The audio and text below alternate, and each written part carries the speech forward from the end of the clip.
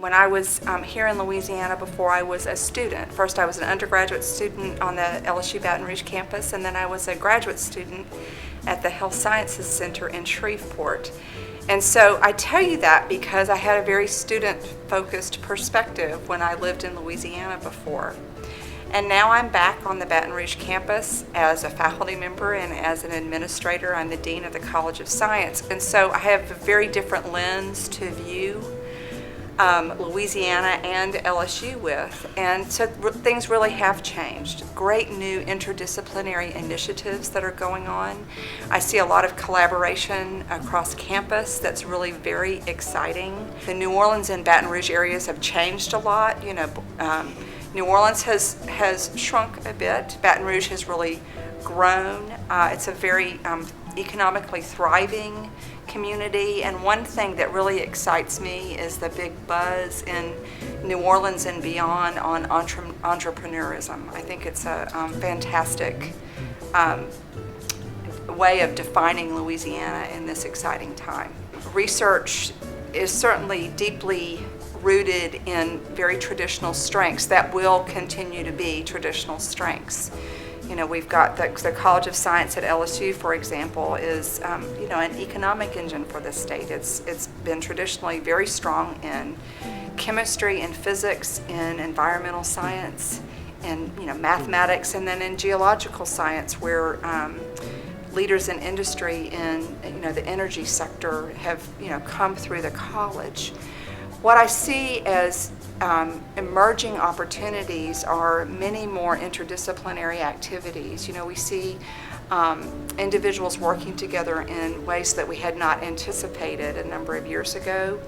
A change that has happened over the last decade and is really coming into its own is the whole computational science arena, where people are using computation in all areas of science. It's very interdisciplinary. We're moving more and more to a really big data society, a big data environment for science, where we have to grapple with very large problems, multi-dimensional data sets, and try to make sense of that and move forward. And so there's a lot of growth in that area, and I think it's very exciting. That's just one example of a lot of interdisciplinary work that I see going on. Universities these days generally have very advanced and well-organized tech transfer offices, that help faculty and students understand how to bring discovery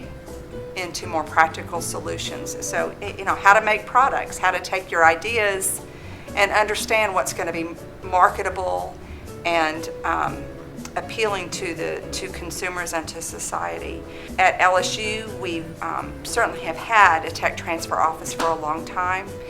We also have a technology incubator, a business incubator park that's really well established.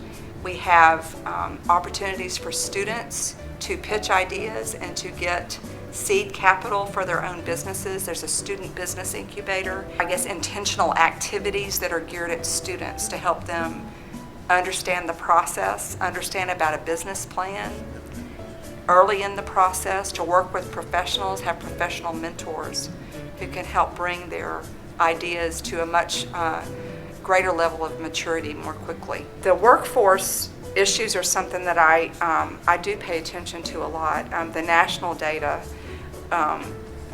paint a kind of bleak picture in terms of the need we have for individuals who are skilled in STEM areas. We're projecting a pretty severe shortage of individuals who have those skills within a not very far into the future.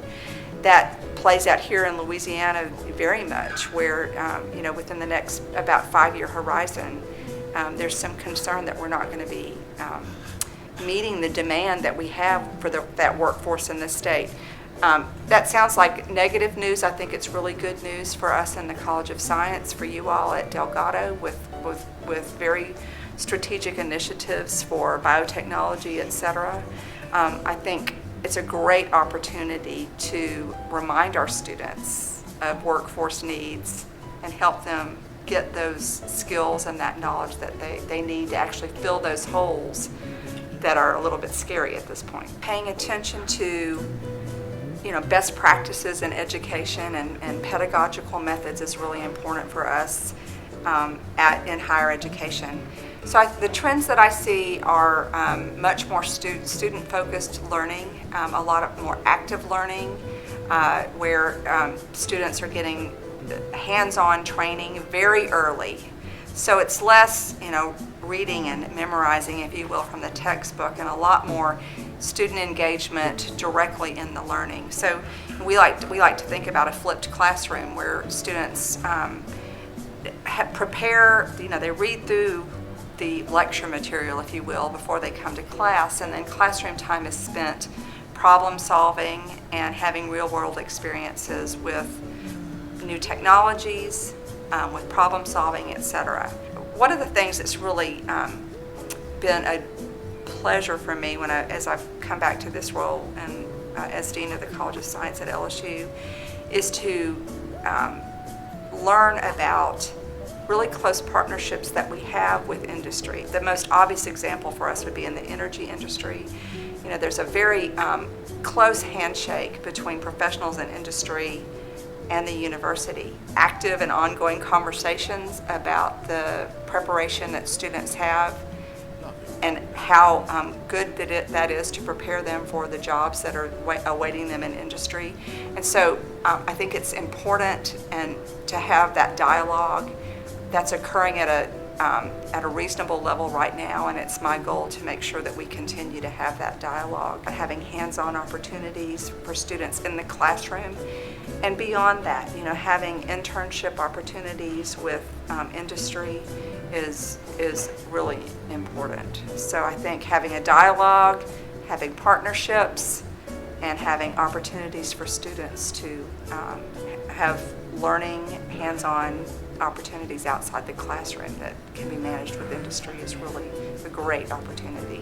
I love my research, and I love working with students, and the best day in a faculty member or research scientist, the best part of their day is when students have big advances and seeing your students go off to be successes. That's what we're all about.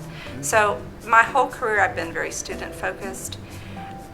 I began becoming more interested in administration about a decade ago, and I was quite interested in a job that I had the opportunity to take, and that was being chair of my department, the Department of Biochemistry and Cellular and Molecular Biology at the University of Tennessee.